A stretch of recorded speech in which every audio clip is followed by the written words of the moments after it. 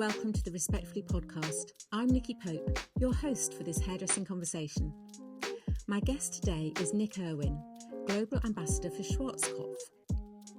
We spoke to Nick on Respectfully about 4 years ago and talked a lot about where he'd come from, his work with Tony and Guy alongside Anthony Muscola and then on to TG. So I'm really interested to see what's happened in the meantime. Welcome, Nick. Hey, Nikki, great to be here. Thank you for joining us. So we're talking to you in South London. Yeah. Just about. Or are we north of the river here? I can't remember actually. No, we're still south. I mean, it was great for me this morning because I'm actually a northerner, but I'm a South London boy these days. I live southwest. So I got the train, which was like 30 minutes from my house, which was really helpful. Perfect. Thank you for that. So you reference you are a northerner, lived in London a long time and in lots of places in London. Yeah. What, 30 years, 40 Yeah. years? I mean, I came to London late 80s, I think. So yeah, a very long time. And it was funny because when I first got here, I sort of didn't know a lot of people, and there was this whole kind of rave acid house thing happening, this scene which we just all clung on to. It was like so through that I met all these amazing people, and I mean I lived in weird places, lived in a squat in East London at the beginning, and then lived south in Wandsworth, some chef friends of mine who worked at Marco Pierre White's restaurant, who were Michelin. It was obviously it was a 3-star Michelin restaurant. So yeah, I had some really weird kind of like two ends of the spectrum kind of situations when I first moved here. Had you come for hairdressing? Because you're also very much, when we talked last time, and I learned a lot more about you, very interested in subcultures and clubs and music, but you were also doing hairdressing before you came to London. Yes. So what brought you to London? Yeah, I mean, good question. So I think, yeah, it was hairdressing, obviously, that was the draw. But growing up in the northeast, northwest of England, I probably struggled a little bit with the kind of scene there at the time. It was sort of in the 80s. And I remember coming to London sort of maybe mid to late 80s and seeing, not far after starting hairdressing, and seeing Anthony on stage do a show.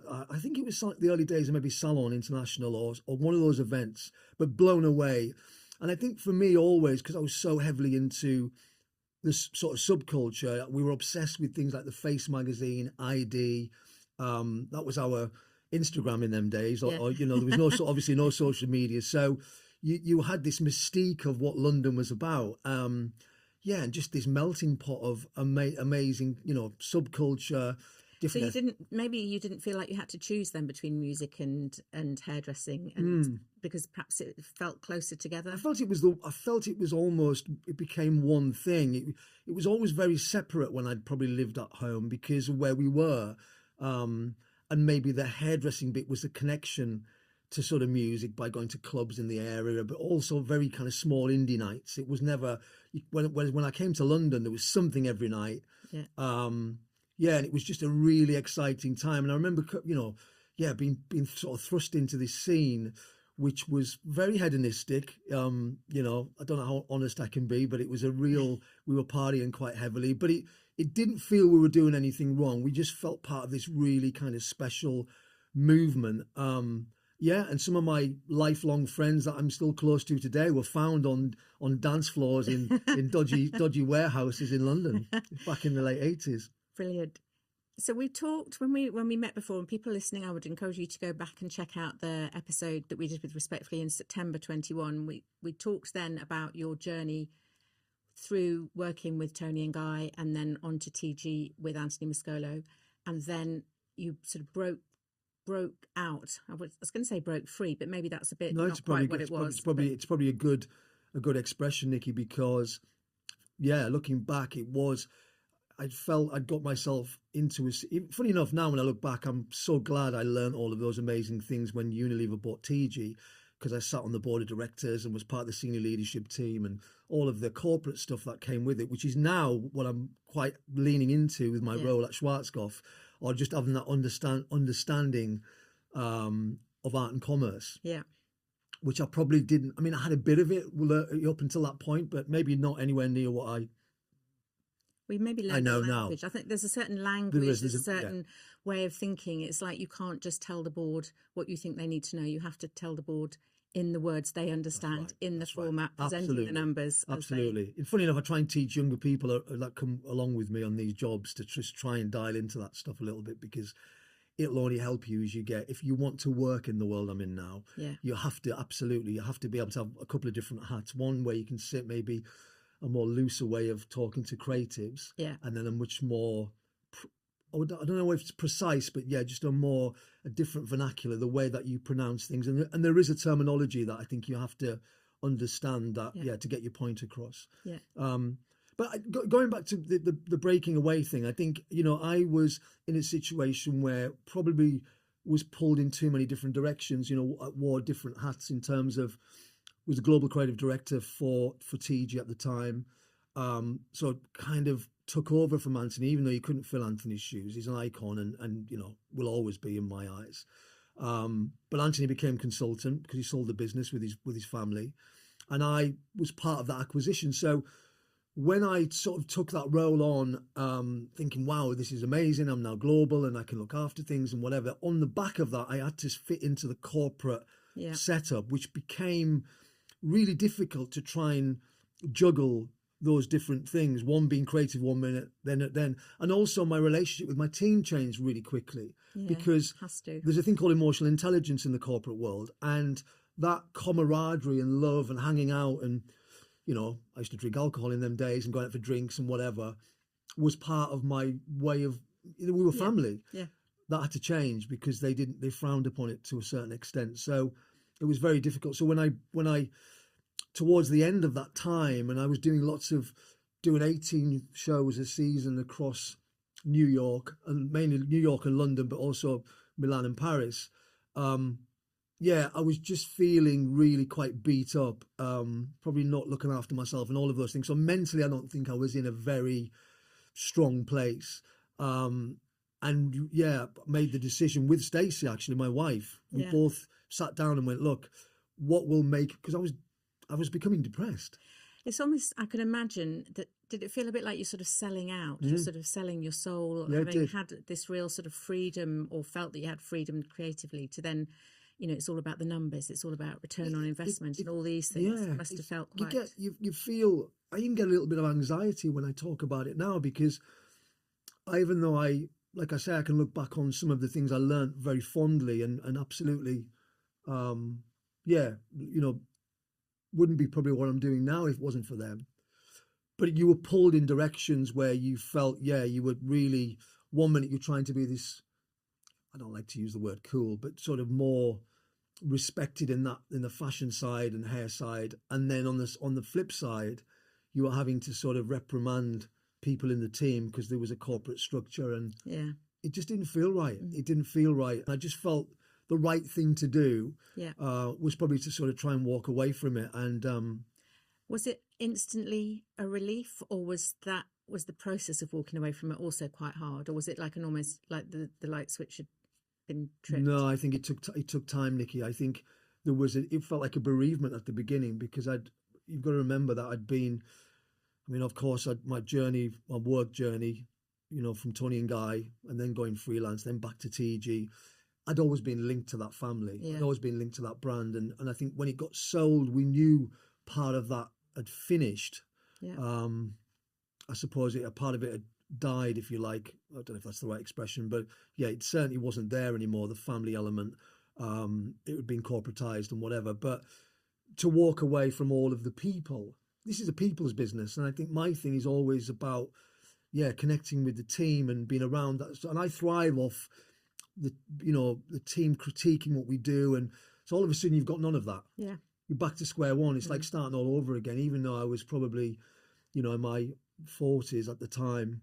It was really quite difficult. I went completely freelance into session work again. I'd done it early in the 2000s when I left Tony and Guy, but this time it was much older, more wiser, but obviously financially things had changed. We had a big mortgage. My daughter was there was school. All the things that come with as you grow up. Being an adult. Adulting. And when you're in my early 20s, when I was still doing session back in them days, it was kind of, yeah, it was feast or famine. You know, you sort of lived from paycheck to paycheck and didn't and bounced through life. So what got you through that? What made you think, okay, I can do this? Did somebody rescue you? Was it time? Was it? It's a great question. I think a combination of things. My relationship with Rankin, the photographer, he was fantastic because You'd known him already for a long time. Knew him from the 90s, and there was a trust there, which I'm all about trust with people. I think if we trust each other, then we can really create great work together. So you still work. So Rankin founded Hunger magazine. Yep. Where you have an ongoing role, and have for a while. Came in as a hair editor early on. They sort of, that's never existed before, but I think to sort of just have a little bit of a, and we don't kind of say the hair's bad or that hasn't worked or whatever, but we curate what we think the right people are maybe to work on the magazine. And I think that was working part of that team. And I think also learning how they at the time did their meetings. There was such a cross section of people. I mean, it's a much scaled down team now, but back then when he first started the magazine, he probably inherited a lot from the days. And this really, and I talked to people like Schwarzkopf and other brands about this stuff, that you could really learn from it, where they had in it almost, if you can sort of think of a boardroom situation, but rather than have just a lot of suits and a certain demographic around the table, you've got people from all different backgrounds that all have input, whether it's music, creative, could be a little skateboard kid who's got a new idea that they've brought in to talk in that particular meeting, or somebody from, it just always felt there was this cultural kind of curation being thrown into the mix. And I'd never really had that before. That was very addictive. Yeah. And also sense checking. What was good for me at the time was coming from a hairdresser. I think I've told you this before. My thing is always, you try and get rid of your hairdressy hair as a session stylist. It just doesn't it doesn't work in that world, or in the world I'm in now. It does, but yeah, you just have to have, there's an aesthetic about it. But I think it gave me, a sort of a stamp, if you like, to say, well, actually what you're creating, because these guys were all buying into it and felt, if that makes sense. Which was quite wonderful at the time and felt very good. Yeah, so it was this, not replacing what I'd had with the team at TG and all of that stuff, but it was almost, it ran parallel to the things. Yeah, there was something that kind of the connection, it felt normal in a way. So it's like you're almost learning what you love and can live and work with, and losing what wasn't bringing you joy. That's right. Yeah. That's right. And I think also, Nikki, to go back to the kind of corporateness of it, I think Rankin at the time, I was thrust into working with brands like Rolls-Royce. Huge, almost film sets, and working and sitting in pre-production meetings of where the hair can tell a story and play a part in selling these, £500,000 to £1 million cars. I mean, just never had been in that sort of world before. So again, learning the power of hair, but also the art and commerce of how you play a tiny part in a big cog, rather than, maybe my TG days, hair was at the forefront. Yeah, hair was selling hair products. Hair was selling hair products. Yeah. So, and yet you have now this, sounds brilliant, so I'm assuming, but hopefully it is, brilliant role with Schwarzkopf, which is taking you back in the nicest possible way to a sort of corporate setting. How did that come about, and why did it appeal to you, given that you'd gone through the agony of breaking away? It's funny because I was sort of had a kind of partnership, or in a brand at the time. We were there was a few partners in this brand we were working on just before COVID, and one of the guys had some salons that he was converting from Goldwell to Schwarzkopf, and asked me if I'd go along for a meeting. In 2019, I think it was, and I'd done consulting work with other brands after leaving TG, which I loved. But yeah, I didn't even know if I was looking for anything outside of it, because I felt I was in a good place. But Simon Ellis, had got wind that I was coming to this meeting. I was just there really as support for this particular guy that I was with. So Simon is the creative force globally for Schwarzkopf. He was at the time. For a long time. So I think he'd come from Sassoon, and I think in the 90s went to Germany. Yeah, and he'd been there 25 years and actually revolutionised Schwarzkopf. Yeah. Schwarzkopf was a very different brand when he got there. Simon came to that meeting and was actually quite brutal, really. I mean, he sort of just said, "Look, I'm not really great all this other stuff that's going on with the business side for the salon situation, but I'm here for you, really. I'd love you to do some work for us. I think you'd be great with." Right. So he invited me over I went over and presented some stuff to them, some of my work and what I'd done over the years, and showed them some of the Unilever TG stuff, which I think they got excited about. And then it just snowballed quite quickly, to be honest with you. And fast forward, 5 years later. It's 5 years now since COVID. God almighty, I hate even talking about it. But yeah, now obviously I've sort of been given this role as global ambassador as well. So yeah, and actually now, Licky, I don't know if you want to get into this, but now it's almost full circle, because I now also work as a consultant across the equity engines in Schwarzkopf. So the senior leadership team, I work with them certain days of the year where I'll sit in meetings and look at strategy and everything from corporate identity to, POS, point of sale in the salon. And I mean, there's lots of things, all things I did at TG that just came naturally to me. And are you enjoying it? Because I'll just quote you from our last interview. You said that you had a light bulb moment in lockdown. I want to make the next 20 years really more peaceful and not as stressed out. So spiritually, you're going to a different place. I feel calmer and more relaxed inside. Interesting. Do you think that still holds true? A bit of it. I think I still hold that to heart. I think that's my... Yeah, I was very honest about it then, and I still...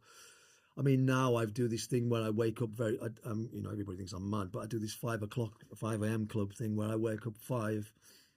My wife will probably say I don't, because she's not always awake, but where I do that first hour with no social media, no phone, just that 1 hour of thought. So that's my sort of meditation, cleansing my brain for the rest of the day, so that I can handle probably the two areas of what I do as a freelance session stylist, and also what I'm having to do for Schwarzkopf in terms of, and it's not just corporate with Schwarzkopf, because I think they are very much into the creative with their new ambition and everything, this new cultural ambition they've got, which is phenomenal. So I'm trying to find the balance. I think you're always searching for that. I know we've spoke at length about that, even what you do personally versus what you do with work. And yeah, aren't we all searching for that? But that's definitely at the forefront of everything now.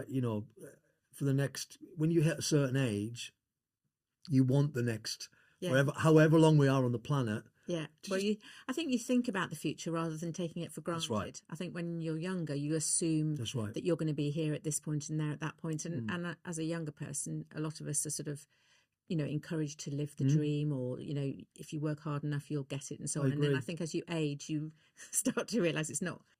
Also, Nikki, I try and be a little bit more live in the moment now, more than I've ever done. I stopped drinking alcohol in 2017, so I went completely sober, and that's life changing. And funny enough, I've done something recently with quite a famous session stylist who's also sober, where we talked about, he's had a film crew. I won't say who it is because it's a bit of a surprise when it comes out. Yeah, but it's going to be very special. But we last month we met and he interviewed me, and we talked about there's a link here. It talked about being dialed in creatively, and would you be that dialed in if you still maybe, drank a little bit too much, or your lifestyle was very different. Like these days, I think having that presence, being dialed. I talked about it when I was a teenager. Before you start drinking or doing anything else in life, you have this kind of you're high on life. It's really weird. Yeah. It's this buzz you have, and I think you almost come back to that in a way. And I think that for me, keeps me sort of grounded and also more present than I've ever been.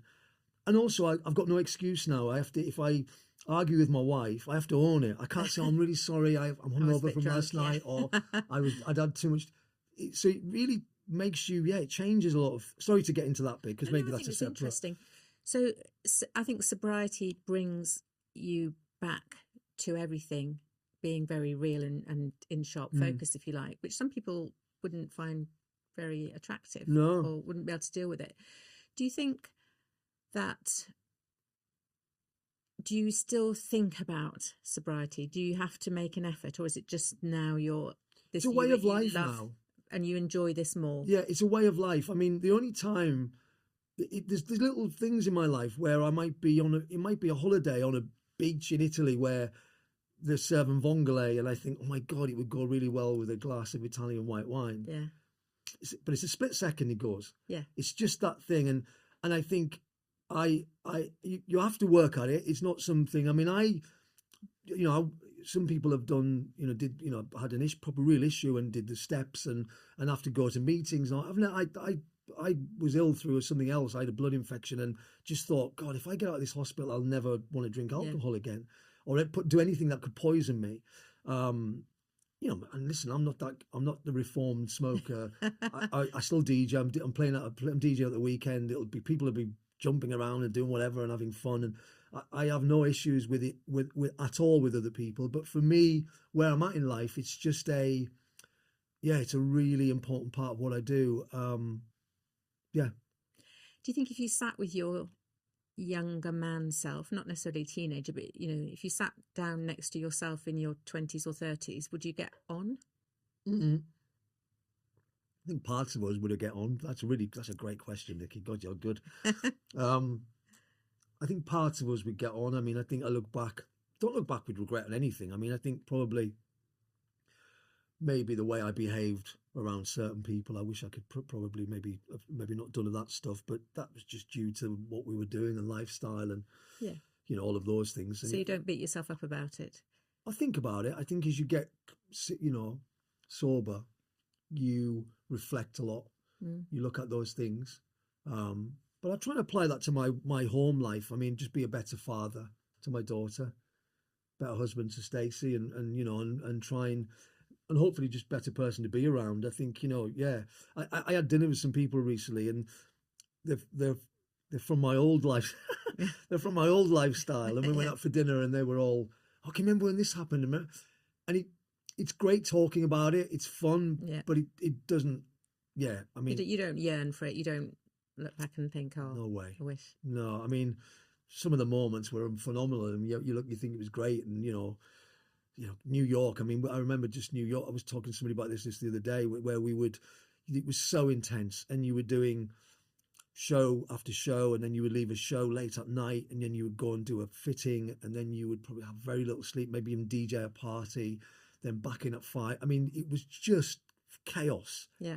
But amazing chaos. It was, you felt probably the closest you would to being in a rock band or being in a pop star or being in that world, but it's limited. It's a period, I couldn't. It's unsustainable. It's unsustainable. It is for anybody, I think. I want to move on to the idea. It occurred to me when I was thinking about this conversation upcoming, that you are, from what I've learned and gleaned from you, you're very British. You come from the north. You clearly have a massive affection for London and for culture and for what people are doing. But you're in this global role now, and you travel extensively. You must be collecting masses of air miles. Yeah, only a few. Do you feel like a global lifestyle now rather than a British lifestyle? Yeah, I do. I think it's a good question, because I was just on a set in Hamburg last few weeks. I've been working there on 2 different shoots, and some of the models that fly in one was from Australia, and another girl coming from Paris, and a guy came in from Asia, and when you sit talking to me, I said, well, I've been there in Taiwan, and I've been there. And they go, wow, you've been around, and you don't think of that. So I think you adopt that sort of global view of the world because you have traveled extensively. And I think my wife always says to me, oh, look at you, you just love to blend in. Wherever I am in the world, I don't want to be staying in that hotel eating the hotel steak and chips. No. No. I want to be, if I'm in Mumbai, I want somebody to try and take me into the heart of Mumbai. Yeah. If I'm in Tokyo, I want to go find that off the beat. Yeah. I think everything should always be a bit off-piste and get into the culture. And I've always been that person. And I think that probably comes back to my sort of, my thirst and hunger from where I came from. It wasn't around me. I had to search for it. Yeah. So it's in me all the time. And I'm very curious when I go to a new city or a new culture to find out.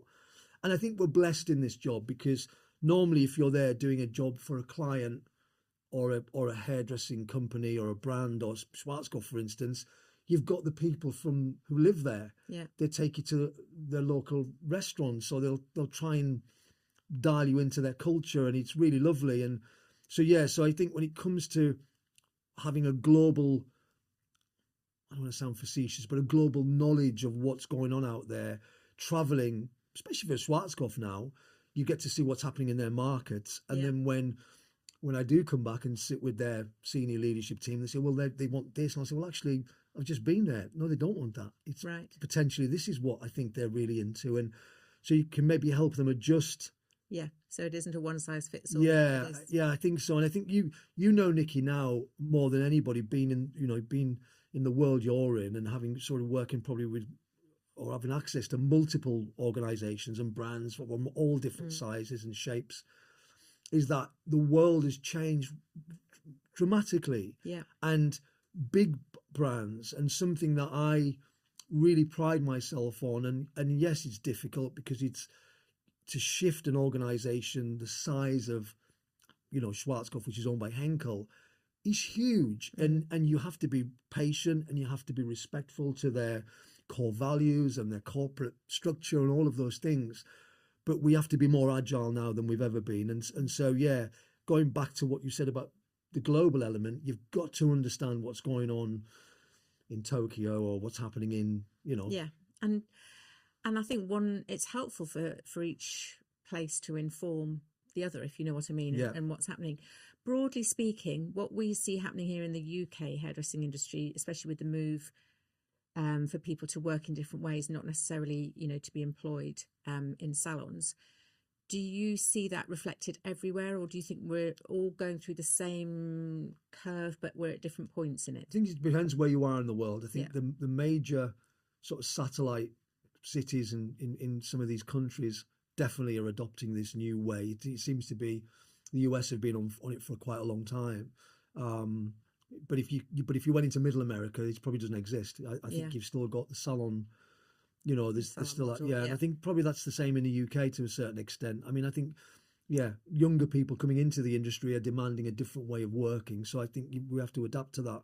It's really interesting because we've worked, again, just going back to the Schwarzkopf thing, is that we've came up with a whole new thing, which was a sort of, I don't want to say that Essential Looks that they always did was really special because it was kind of looking at the trends and things. But my feeling with a lot of that stuff was that how are we more editorial in the way we approach things? How can we look at what is happening in, it doesn't have to be New York. What is happening in Warsaw? What are they doing? Is there something local that we can tap into in that local market that is cool, that is new? And find a place for it. Is it on social media? Do we put it in a book at the end of the year and promote so you've got an equal voice? You don't have to be me, who's got maybe a profile, or a Guido or whoever, or a famous hairdresser like, I don't know, Cause or somebody, Sakas, that has that profile and the momentum to be able to constantly get things. You could be, I don't know, like I suppose a bedroom hairstylist or a young assistant, and still find something a valid point. And I think that's the world we're in now. Because of social media, I think so. So I think again, it sort of goes back to that thing of all of these places around the world and being aware of what everybody's doing. Yeah, you said so. I'm going to quote you something else that you said to me a few years ago. So this was quite interesting. We talked about working models and how there was massive anxiety, and to some extent I'm sure there still is, about people moving away from the employed salon model. And you said, I see the benefit of people wanting to be their own boss, but at the same time there's a reason why hairdressers are feeling the need to go off and do this. we have to look at that first and make the environment they're in, if it's going to be an employed situation, the best situation possible, so that they don't even think about going off. Still believe in that. Yeah. Do you think we're doing that? I don't. Some people are, but no. I don't think. I won't say where it was, but I was at something recently, and I was listening to some older hairdressers talking about their younger staff, their attitude and the way they are, and all of this stuff. And I just hate to say it, but they're the problem, not the kids. No, I agree with you. I think there's a massive gap in the conversation. We've not really talked about what employers the behaviour and what it's like to be employed. There's an epidemic. I mean, or whatever you want to call it. I think there's young kids leaving school. It's not attractive, and I think there's lots of things. The most important, the first thing I think also is the visual language. I think we're a bit just stuck in our ways. I still see, and brands need to, and I'm not just because I'm with Schwarzkopf, but brands have the power to be able to change that, and I think everybody's slowly getting it. And certain hairdressers do it incredibly well, but I think this perceived way of what hair should look like. If I was to say, get my daughter to say, well, look, what do you think? There's just no way in the world that's relatable to them, and they're our future. So my thing is, like, what are we creating for the next gen? What are we doing in terms of the business model, the work ethic?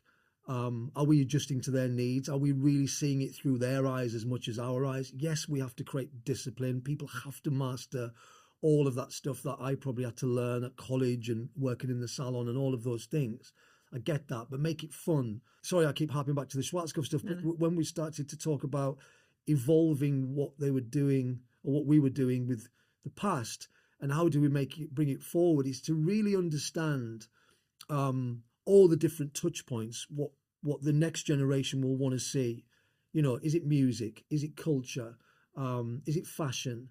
Is it having amazing tools and things, products that they can really relate to quickly? I think it's all of that stuff that you just have to, and I think you can apply that as a salon owner, and not to, like I say, one size fits all. We a dear friend of mine, Warren Beebe, who worked with us on the magazine and helps with the design. He's just phenomenal, and he's amazing, so talented. But he taught me a word a few years ago called psychographic. Well, he shared it with me. And I would always say, well, it's a demographic. And he said, it doesn't exist anymore. It's psychographic. And what psychographic means, it's not about how you look or a certain age group or the way you look or wear your hair or anything. It's how you think. And it's how you, and I love that. And I think you can be 80 or you can be 8 if you've got the same values, and they're your people. So that's something that I think we need to. I mean, I'm getting my hair's standing up even talking about that word. I just think it's so brilliant. I've learned it. I've never heard it before. It's beautiful, and I think that is the future. I can see that your face lights up talking about that, the energy which comes from, which is great. So let's just bring the conversation back to where we sadly need to end, because it's starting. Our time is up. Going forward, then, what's literally on the agenda for you now? Is continuing to work closely on this movement with Schwarzkopf, continuing to work with Hunger? Yes, I mean, I think that all of that stuff. I think the thing is for me is to really, I've been saying this for a long time. I think there's a sensibility and there's a creative intelligence that I've learned over the years being a session stylist that we need to try and apply to the professional hairdressing industry, get hairdressers to think a little bit more about not just technique and hairstyle, but think about the sensibility and all of that stuff behind it. I think it'll make the industry stronger. I think it'll make salon owners a little bit more savvy when it comes to creating the right sort of look and feel. So I think the work with Schwarzkopf is very, very important. I think, as long as they feel I'm relevant and I'm right for them, just about to sign a new contract with them, so hopefully okay, fingers crossed. So hopefully they see the value in that. It's interesting, Nikki. I think absolutely that the thing for me, and I think I might have said this last time I was with you. I just, if somebody was said, "Oh, how do you want to be remembered?" My thing is to try and give back and change the game a little bit. It's not an ego driven thing at all. It's just that I feel blessed to have those mentors, the Anthonys, the Rankins, the amazing people I've worked with throughout the years. How can I be that person for the next generation? Brilliant. Well, you sound like you're on your way. Thank you. Thank you so much. Thank you, Nikki. Always a really pleasure. Enjoyed it. Thank you. Thank you. Thank you to my guest, Nick Irwin, the Global Ambassador for Schwarzkopf, for joining me today. I hope you enjoyed the conversation and learned, along with me, the new words, creative intelligence and psychographic. If you liked what you heard, then do reference our library of podcasts, which you can find on Spotify, Apple, Acast and other good platforms. And you can particularly look back to September 2021 when we last had a conversation with Nick Irwin. Until next time, goodbye.